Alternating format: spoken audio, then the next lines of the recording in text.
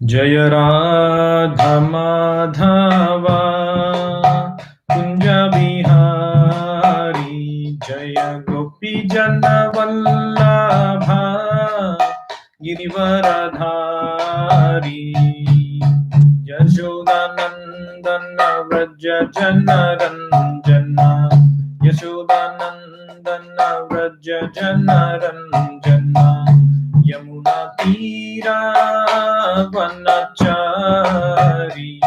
यमुना तीरा वनचारी जय राधा माधव कुंज बिहारी जय गोपी जन वल्लभा गिरिवरधारी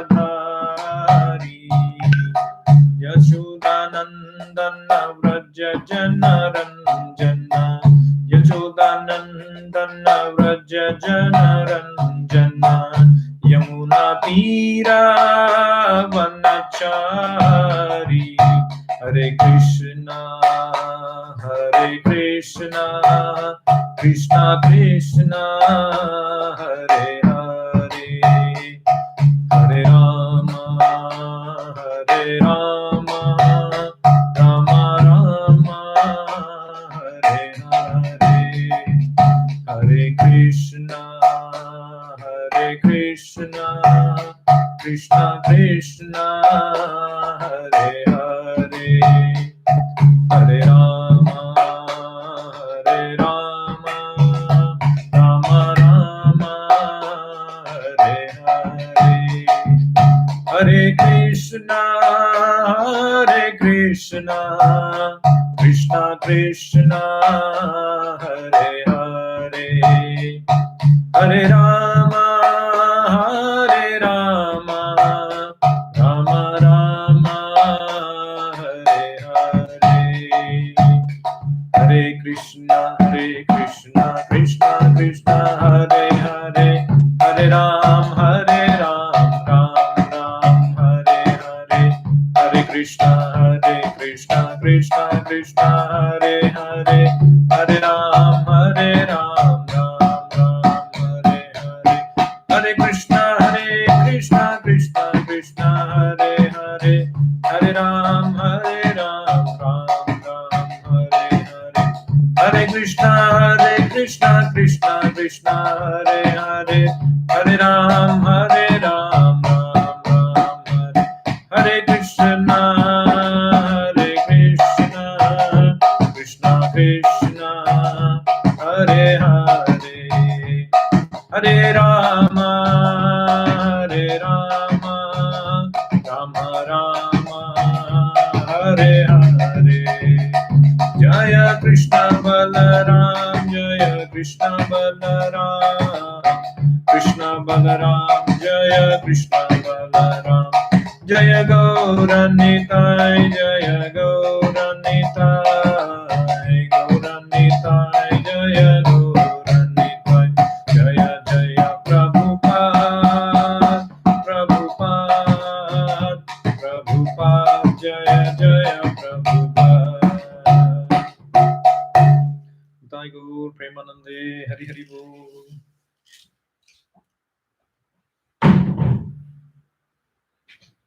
ओम नमो भगवते वासुदेवाय ओम नमो भगवते वासुदेवाय ओम नमो भगवते वासुदेवाय। Hare Krishna everyone. Today we will be doing the verse 2.20 from the Bhagavad Gita as it is. I'll read by myself. I'll read the verse and translation, and the purport is big. So while we read this purport, I will also explain these points.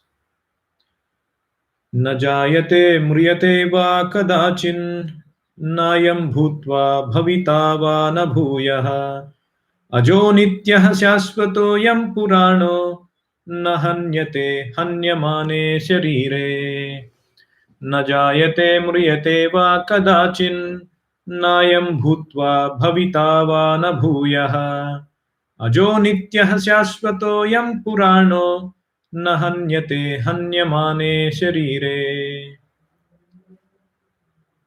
Translation and purport by His Divine Grace A.C. Bhaktivedanta Swami Srila Prabhupada. Jai Srila Prabhupada. For the soul there is never birth nor death, nor having once been, does he ever cease to be. He is unborn, eternal, ever existing, undying. And the 12th verse, Krishna talks about the eternality and individuality of the soul. If we recall, Natvevaham Jatunasam Natvam Neme Janadhipaha Nachaivan Abhavishyamaha Sarve Vayam Atah Param. So the individuality of the spirit soul is stressed in that verse. But spirit soul is in this body. The next question could come, okay, the soul is eternal and individual. So what will happen when the body dies? And so for that, Krishna explained the next verse, 2.13, the famous verse. Dehinosmin yadha dehe kaumaram yavvanam jara tadha dehantara praptir dhiras tatra namuhyati. Yes, the body may die, the soul does not die. It transmigrates because the soul is eternal. It will find some other body or some other body is made for it. It transmigrates. Just like even in this body, the soul is transmigrated from being a boy to a young man to a middle aged man to an old man, and then he dies. Similarly, the soul passes on to another body. And then why it happens? Why this transmigration happens for the soul? And why the soul? What are the properties of the soul? Krishna starts to explain the nature of the soul in the next three verses, 16, 17, 18. And 19th is about Krishna speaking about a person who has knowledge. He thinks that the soul is eternal, and if he does his duty, he does not think that he's the one who is killing the bodies. So the 16, 17, 18th, Krishna explained various properties of the spirit soul, how it is avyaya, imperishable, how it is the bhava is not changing, eternal, whereas the bhava of the nature of the body is changing, but the nature of the spirit soul does not change. So all of that Krishna explained, and how the soul cannot be killed. And then 20th verse is sort of summarizing all of these things. Najayate mriyate va kadachin. The soul does not die, he is not born. Supreme Lord has no birth, and the soul has no past, present, or future. He is eternal, ever existing, and primeval. There is no trace in the history of his coming into being. Under the impression of the body, we seek the history of birth, etc., of the soul. So, there is, because of this bodily concept, we ask, oh, I am born few years back. Similarly, the soul also must have been born, even though it may be long time back. Because of our conception, material conception, we ask these questions. But there is nothing like that. The soul is always eternal. It has always been present. The soul does not at any time become old as the body does. The so called old man, therefore, feels himself to be in the same spirit as in his childhood or youth. This is another interesting point. The body grows old, but the soul does not at any time become old. The so called old man, therefore, feels himself to be in the same spirit as in his childhood or youth. When Jagannath Das Babaji Maharaj, he was in his 130 plus years, 140 plus years at the time, and he had to be carried in a basket by his disciple. So Bhaktivinoda Thakur, he discovered this birthplace of Chaitanya Mahaprabhu in Mayapur. And so to confirm that, he called for Jagannath Das Babaji Maharaj to come. And as soon as he came, and his servant brought him down, brought the basket down. And as soon as he saw that place, because he was spiritually elevated, he could see Lord Chaitanya Mahaprabhu and his associates singing and dancing in Harinam Sankirtana. And immediately he got up from that place and started to dance like a young man in ecstasy. So he was acting on the platform of spirit soul, not on the platform of the body. The spirit soul always feels young. The spirit soul is always young. In the spiritual world, there is no disease, there is no death, there is no birth, there is no old age. The spirit always remains fresh and young when in touch in Krishna consciousness. All these Goswamis in Vrindavan, they transcended the material conditions. They lived practically without eating, without sleeping, and they were always full of energy and ecstasy. So the soul always remains young at heart. But because we are in this conditioned atmosphere, bound by this body, we have to succumb to bodily deterioration. There was once a story about Akbar and Birbal, how Birbal was teaching Akbar how you may grow old, but your spirit and your desires and your lust within cannot subside unless you actively work towards it. In general, they say, isn't it? Oh, when you grow old, all these things automatically go away. You don't have to work on it right now. When anyway you grow old, anyway you won't have all these things, then you can take up to spirituality.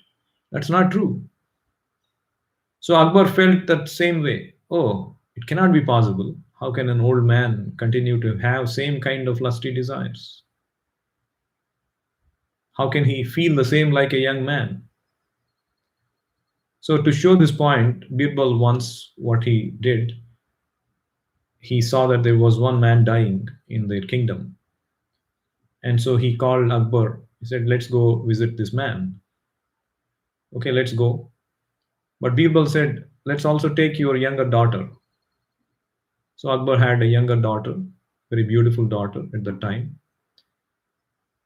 And then they all went together.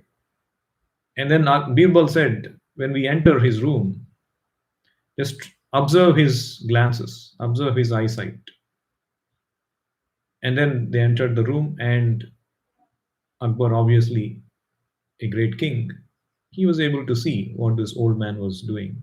He was staring at his younger daughter. And then when they came back, they again discussed and said, yes, Birbal, you're right. The spirit within always wants to enjoy, always seeks happiness, but it is limited by this body. That is why in Bhagavad Gita it is said, a spirit soul, when it retains that condition of being a spirit soul, acting like a spirit soul, regains that consciousness like a spirit soul, it becomes beggar. So this beggar recognized, oh, here is a saintly man. And then he came up to Narada Muni and he said, oh, dear saintly man, today I have no more cash. My bowl is empty. Nobody has given me anything. I need your help. So Narada Muni said, I am just a mendicant. I'm also like you in one sense. What can I give you? So this beggar knew that he was spiritually advanced. He said, no, no, no. If you want, you can do anything. So this is Narada Muni said, okay, I'll send you to Kuvera, this treasurer for heavenly planets. And he said, okay, he can give it to you. He can give whatever you want. And then Narada Muni gave a letter of recommendation, and by his mystic power sent this man to the place where Kuvera lives. And so Kuvera received him. He read this letter and he said, "Okay, we will honor the wish of Narada Muni. You are our guest." And so he called his servants and he said, "Okay, start filling up his bowl as much as he wants. After all, how much he can take." And they start coming, bringing all this wealth, and then start to fill this kitty, this bowl. And miraculously, whatever they are putting, it is getting emptied. It is going into oblivion. And they had to empty the whole treasury. Still, it is not full. And finally, Kuvera comes and sees, "Hey, what is your bowl made of? Let me see it." And then he goes and sees that it is human skull. So this story illustrates how a human being is always never satisfied, always hankering. How much ever you achieve, we may achieve the biggest thing that we dream of from our childhood. The moment you achieve, that is already set. That platform is already set as a base. Now you want to achieve higher. You want to keep on aspiring more and more and more. In this way, you always hanker, hanker, hanker. And once you get it, either it is not to your expectation or somebody else becomes envious, like Chitraketu in Bhagavatam. He was hankering, hankering for a child. And he gets a child by the mercy of Angira. But Angira says, the child who will be a source of happiness will also be the source of distress for you. But Chitraketu didn't care. I don't care. That's all I want. Currently, I'm not happy. How does it matter? At least I'll be happy for some time. But these people, these other queens, they grew envious of the queen who gave birth to this child, Kritadyuti. So these queens, they schemed and they poisoned this son, and the son died after a few days. And that plunged Chitraketu into ocean of misery. And then these two sages, Angira and Narada Muni, come. Narada Muni, by his mystic power, he brings back that soul into the body of the child. And Chitraketu becomes happy. Oh, my child has come back. But this child says, "Who are you? Who is my father? Who is my mother? I have had many fathers and mothers in my other lives. So who are you?" So in this way, again, he goes away. And then Narada Muni takes that opportunity to teach Chitraketu about Krishna consciousness. And Chitraketu gets enlightened. And Narada Muni teaches him this great knowledge called Mahavidya by chanting these mantras and meditating on Krishna. Chitraketu achieves perfection in just 1 week. So the point is, as long as we remain in the bodily concept, we can never be joyful, truly joyful. Whatever joy we experience, so called joy or happiness, is nothing but the absence of misery. The absence of misery we think to be happiness. Absence of pain we think to be pleasure. But when you take up Krishna consciousness, when you become Brahma Bhuta, that is Prasannatma, true stage of happiness. Na sochati na kankshati. You are fully confident, I am eternal servant of Krishna. Abhaya Charana Aravinda. If you take shelter of Krishna, you become fearless and you are fully joyful. Krishna is there to protect me, take care of me. Prabhupada once shared his experience. He was in a train when he was a grihastha and they were traveling with his boy, small boy. And then Prabhupada was a little away and this boy was wandering around. And then this train ticket collector, he was coming around and asking for tickets. And so he found Prabhupada's son And he started to ask him, hey, where is your ticket? And people around him said, he doesn't belong to us. And this boy started to get frightened. Where's my ticket? Oh my God, I'm in trouble. And his ticket collector started to become a little angry. Oh, where's your ticket? And then this boy ran to his father, Prabhupada. And so just hugged him and said, he is my father. He will give you what you want. And then he became fearless. Oh, now I'm the shelter of my father. And so Prabhupada obviously gave the ticket. So that means we all need a shelter because we thought I can manage this myself. Krishna let us manage ourselves. He sent us to this material world. Okay, you want to manage yourself? Go, you become a manager, your own Lord. And we want to be Lord of others. We want to protect others. We want to be like Krishna. Okay, you protect others. That's when all these anxieties. But the moment we think we are eternally part and parcel of Krishna, meant to serve Krishna, that satisfaction, that feeling of protection gives us immense joy. There are 6 principles of surrender, Sanatan Goswami mentions. Anukulyasya sankalpaha pratikulyasya varjanam rakshisyatiti vishwaso goptrutve varanam tadha atmanikshepa karpanye shadvidha sharanagati. In that, one of the principles is to have a feeling that rakshisyatiti vishwaso, to have the faith that Krishna will protect me, come what may. Even if we think, oh, this is not Krishna's, why is Krishna not protecting me? Oh, why did he let me have this disease? Why did he let me lose my job? It is still Krishna's protection. Nobody can see our future better than Krishna can see. Nobody can estimate our options, the best possible option, best possible route to take than Krishna can decide. It's always safe feeling and fearless feeling to have that conviction and faith on Krishna. And then moving on in the purport, Prabhupada says, the changes of the body do not affect the soul. It's a very interesting point. Very similar to what we discussed, how the soul always remains young. It is said that the soul, because of the presence of the soul, the body undergoes 6 transformations.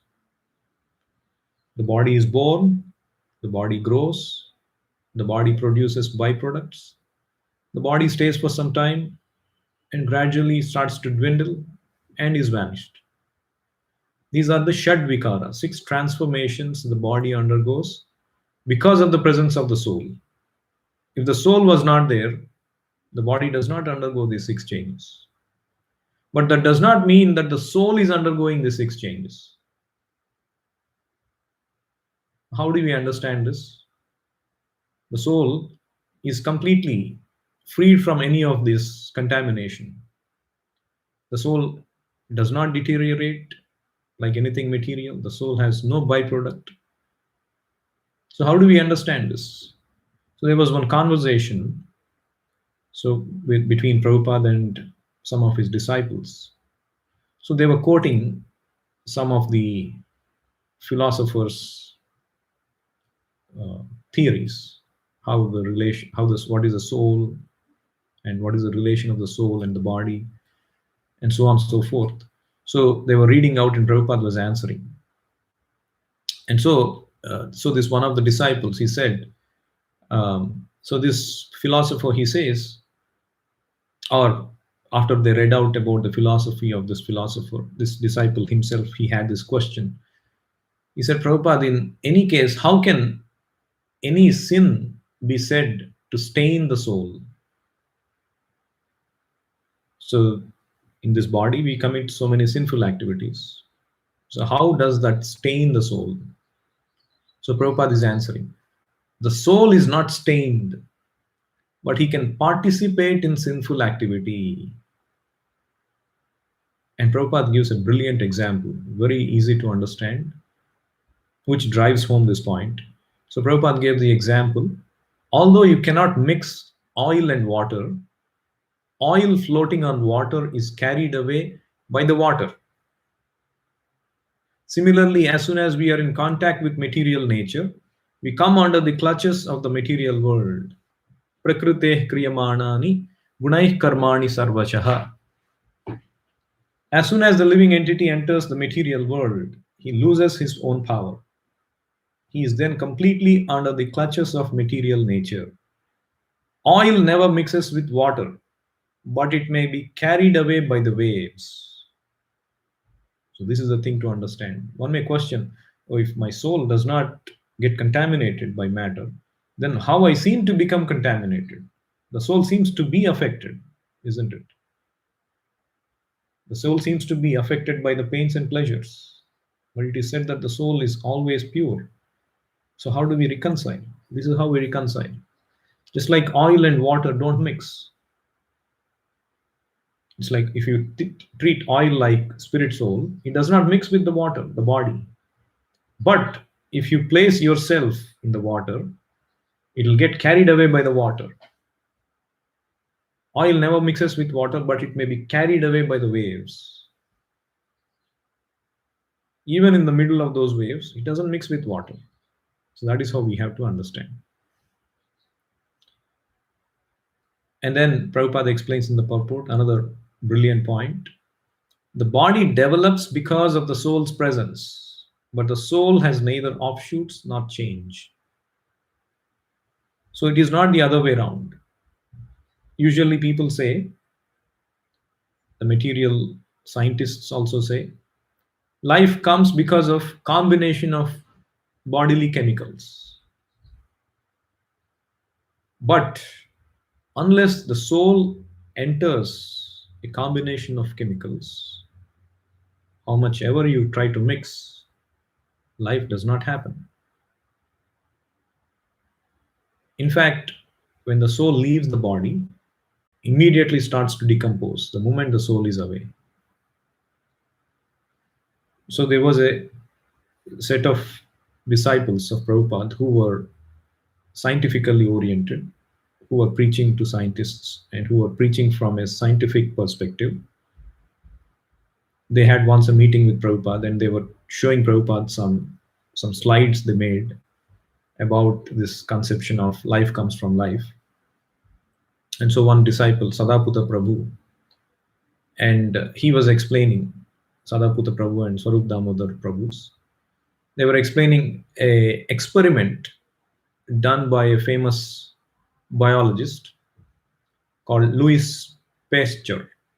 Louis Pasteur.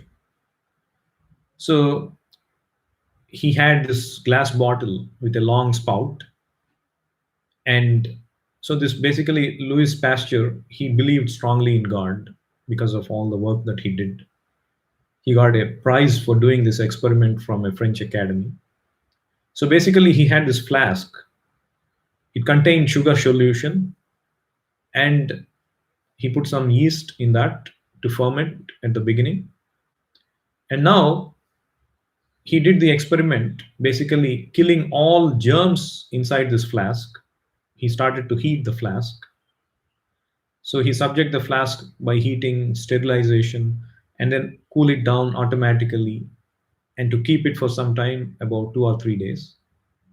And then see whether there is any life developed within that broth, whatever that was remaining in that. So Louis Pasteur, he found that there were no microorganisms fermenting in the solution inside the flask. And then what he did, after some time, he cut the neck of this flask. And as soon as he cut the neck, then the microorganisms from the surrounding atmosphere, obviously they would enter into that flask. And then within some time, it was observed that the solution is fermented. So that was practically the proof that without the presence of the microorganisms from outside, from the atmosphere, the life cannot grow into the matter. And that slide that they put up, It also had a quote said by Louis Pasteur. So he said, quote, "Posterity will one day laugh at the foolishness of the modern materialistic philosophers. The more I study nature, the more I stand amazed at the works of the. You will eventually come to the same understanding." So Prabhupada liked that example. And then he continued to say, that is Vedic theory. That is explained in Srimad Bhagavatam. How, by combination of the male and female partners, the secretions they produce, a situation is created by which the soul then enters and takes shelter.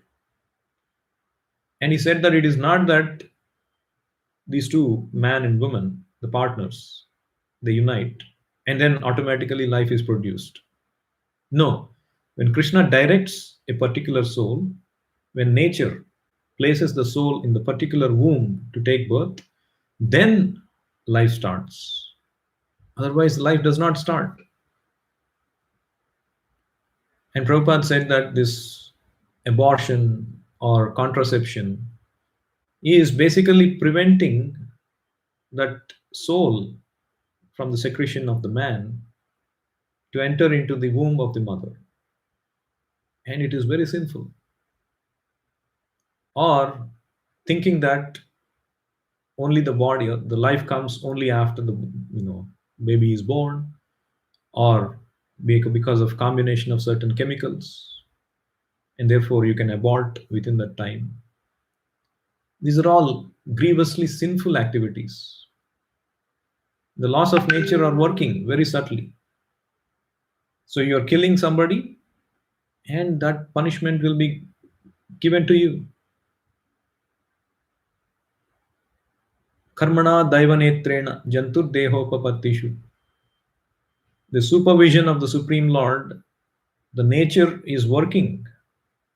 It's taking note what all the activities you are doing. And then you will be placed into an appropriate body based on the activities. The soul qualifies itself for a particular type of body by its association with material modes. And then Prabhupada said, if it comes to human form of life, then it has a chance by association with goodness to become a Brahmana and then a Vaishnava by association with those who are Krishna conscious. And then when you become Vaishnava, Om Tat Vishnoh Paramam Padam Sada Pashyanti Surayah, then you are hankering after Vishnu, then your life is success. If they don't give the soul that opportunity to rise and become a Vaishnava, exhibit its full joyful nature as part and parcel of God, eternal servant of Krishna, then you are doing a disservice to human civilization. You are making them dull brained. It is suicidal to human society. If one has a tendency to become Brahmana and Vaishnava, you are denying that facility by keeping them as Sudras, by injecting material knowledge, avidya, ignorance.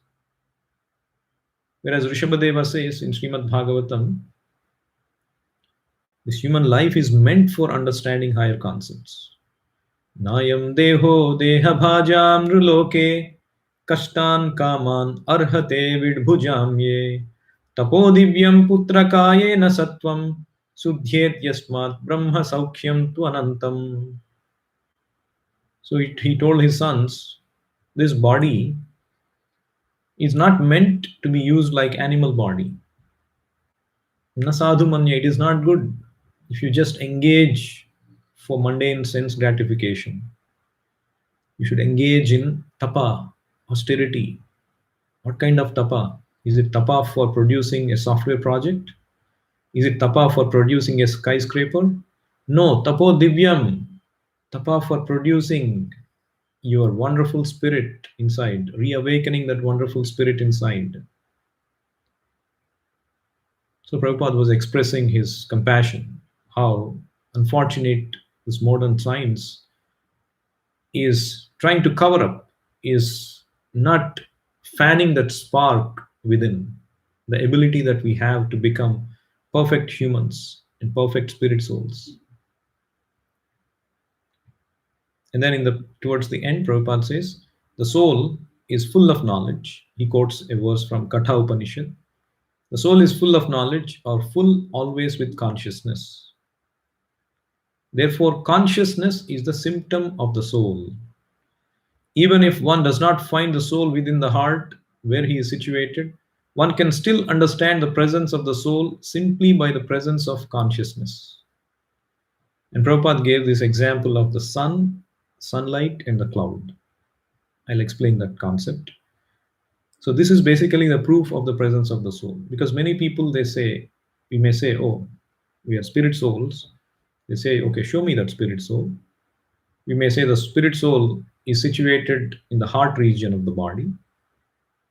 Okay, there I can look it up by microscope. I cannot find it. But you cannot find it. The soul is so infinitesimally small, 1/10,000th of the tip of the hair. We don't even know how small is the tip of the hair, and what to speak of 1/10,000th. We cannot find it. But just like you can figure out by this example, one time I had a discussion with somebody. I was distributing books, and so he was asking, can you show me the proof of the soul? And I asked him, oh, do you have mind? Do you have thinking? Do you have intelligence? Yes, of course, I do have mind. I have thoughts. I have intelligence. I can analyze things. I can imagine things. So, can you see your mind? Can you show me your mind? So he thought for a while and he pointed to his brain. But the point is, all these complicated thoughts and analysis, the feelings, emotions a person feels, no scientific apparatus can figure out what is going on in your mind. A happy feeling, a distressful feeling, a feeling of some rasa that we have with other person. No scientific apparatus can prove it. No scientific apparatus can see the existence of our mind, intelligence, even though they exist. These are the subtle elements, as Krishna says. Man, buddhi, ahankar. They are subtle, but they are still material. They exist, but we cannot see. But I told him, you cannot see with the scientific apparatus, but you can perceive the fact that you are able to make decisions intelligently, and by that decision, you are able to get the fruit out of that action. You're able to imagine something, you're able to think about something. These are the symptoms that your mind and intelligence exist. And similarly, I told him this example that Prabhupada is giving here. The sun in the sky, it may be covered by clouds, so you cannot see the sun. It's covered by the clouds. But what is the property of the symptom of the sun, presence of the sun? It is sunlight. It is daytime. Yes, I cannot see the sun, but the fact that there is light outside means that the sun is there. It is just covered from my vision. Similarly, the proof of the presence of the soul is your consciousness. A dead body does not react, respond, whatever you do. But you touch somebody, you try to poke somebody, pinch somebody, you can imagine what kind of reaction they will have. Because of consciousness, the soul, even though the smallest particle, by consciousness, it is spread everywhere. So this is the proof of the presence of the soul. The difference between a dead body and a living body is consciousness. That means as long as you have consciousness, you are a spirit soul. A dead matter does not have consciousness, therefore it does not have spirit soul. So this is how we can understand. This is how we can understand the proof of the presence of the spirit soul. And Prabhupada finally finishes the purport by bringing up the difference between the spirit soul and the super soul within our heart. So there are two souls actually. Now comes a twist. Oh, so far we have been talking about a soul within our body, that is us. We are different from this body. I am actually the spirit soul. And so, where is this? What is this other soul that you're talking about? The other soul I'm talking about, that scriptures talk about, Prabhupada talks about in the purport, is God, Krishna. He enters into our hearts, my heart, your heart, everyone's hearts. Why? Because Upadrashta and Anumanta. He is witnessing our activities, just like a lost child or a child wants to go out from the house of the father, but the father knows he's a poor child. He will get lost. I'll follow him secretly wherever he goes. The child goes to the candy shop. He wants to take the candy. The father is paying the money for it. But he's trying to advise the child, but the child is not listening. He wants to do what he wants. And so he is, through different ways, through different people, he will make this boy meet different people and they advise him, okay, you do like this. If you want to get a job, you do like this. The super soul only arranging all this. We need the presence of God within us to do what we want, but we cannot recognize it is because of God in our heart we are able to do and get what we want. And He is eternally waiting for us to turn our face to Him, so He can impart us the spiritual instructions. You don't belong here, you come back to me. So that is a super soul who is in our heart, who is the witness and sanctioner of our activities. And He is there in all the hearts of all living entities, from the lowest creature, insects, germs, to that of the topmost person in this universe, Brahma. He is there in the hearts. He is there in the hearts of devatas, rakshasas, atheists. He is giving them the power to do what they want.